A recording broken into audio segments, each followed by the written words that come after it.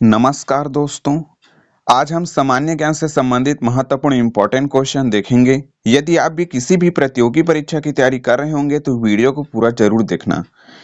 किस गैस को मृत्यु गैस के नाम से जाना जाता है? इनमें से किस गैस को मृत्यु गैस के नाम से जानते हैं? तो याद रखना कार्बन मोनोऑक्साइड। कार्बन मोनोऑक्साइड को हम लोग मृत्यु गैस के नाम से जानते हैं। चलिए नेक्स्ट क्वेश्चन देखते हैं। मानव शरीर का सामान्य तापमान कितना होता है? मानव के शरीर का जो सामान्य तापमान जो है कितना होता है? तो याद रखना 37 डिग्री होता है। ठीक है फ्रेंड, तो ये सभी के सभी क्वेश्चन इंपॉर्टेंट हैं, तो सभी क्वेश्चनों को आप लोग जरूर देखना। विश्व का सबसे बड़ा जंतु जो है कौन सा है? विश्व का सबसे बड़ा जंतु कौन सा है? तो याद रखना ब्लू व्हेल। ब्लू व्हेल एक मछली प्रजाति है जो कि विश्व का सबसे बड़ा जंतु माना जाता है। चलिए दोस्तों, यदि इनमें से किसी भी क्वेश्चन का आंसर पता रहेगा तो हमको कमेंट में जरूर बताना, और इनमें से कितने क्वेश्चनों का आंसर आप लोगों को सही हुआ है वे लास्ट में हमें कमेंट जरूर कर देना। सूर्य में ऊर्जा उत्पन्न की प्रक्रिया को क्या कहते हैं? सूर्य में ऊर्जा उत्पन्न होने वाली की प्रक्रिया को हम लोग क्या कहते हैं? तो याद रखना इस प्रक्रिया को संलयन के नाम से जानते हैं। चलिए नेक्स्ट क्वेश्चन देखते हैं। किस विटामिन में कोबाल्ट पाया जाता है? इनमें से वह कौन सा विटामिन है जिसमें कोबाल्ट पाया जाता है? तो याद रखना विटामिन B12। विटामिन B12 में कोबाल्ट जो है अधिक मात्रा में पाया जाता है। और दोस्तों, वीडियो अच्छा लगेगा तो वीडियो को लाइक जरूर कर देना।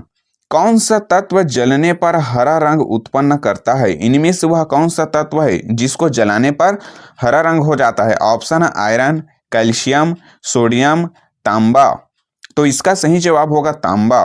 तांबा को जलाने पर हरा रंग हो जाता है। चलिए अगले क्वेश्चन की ओर बढ़ते हैं।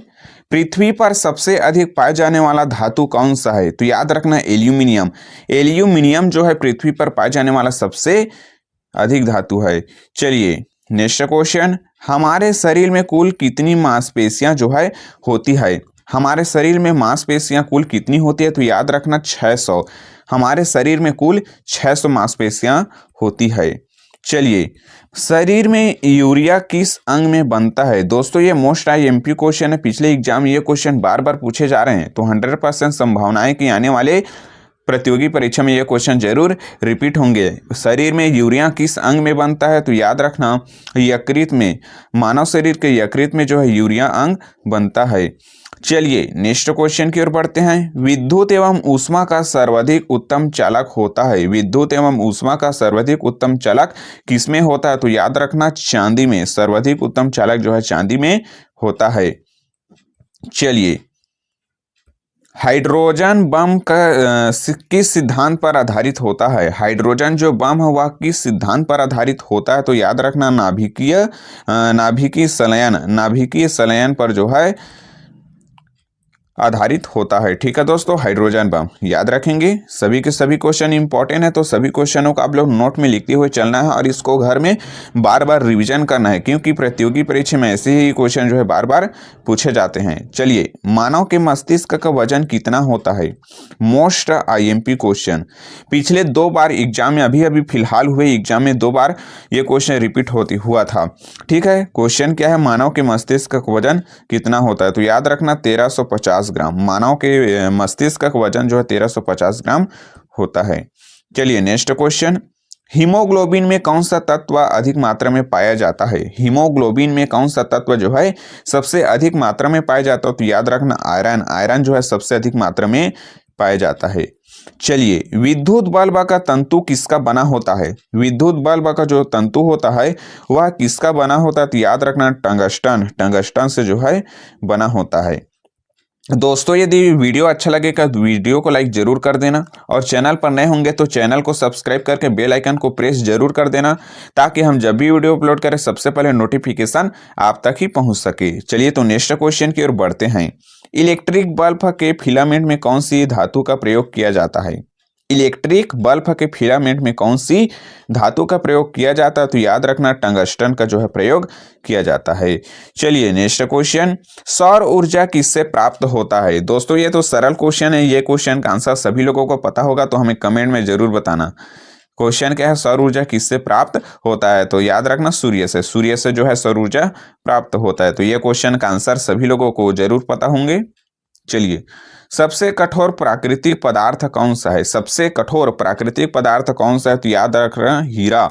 हीरा बोले तो डायमंड, यह जो है प्राकृतिक सबसे कठोर पदार्थ है। चलिए नेक्स्ट क्वेश्चन की हम लोग आगे बढ़ते हैं। बक्साइट किस धातु का अयस्क है? बक्साइट जो है किस धातु का अयस्क है? तो याद रखना एल्यूमिनियम, एल्यूमिनियम का अयस्क है। चलिए दोस्तों नेक्स्ट क्वेश्चन देखते हैं। पृथ्वी के ओजोन परत की किस प्रकार की किरणों से बचाती है? तो याद रखना पराबैंगनी किरणें। पराबैंगनी किरणें जो है पृथ्वी को ओजोन परत से बचाती है। चलिए नेक्स्ट क्वेश्चन देखते हैं। पालक के पत्ते में क्या पाया जाता है? तो याद रखना आयरन। पालक के पत्ते में जो है आयरन जो है अधिक मात्रा में पाया जाता है। चलिए वह कौन सा जीव है जो अपने जीवन में कभी भी पानी नहीं पीता?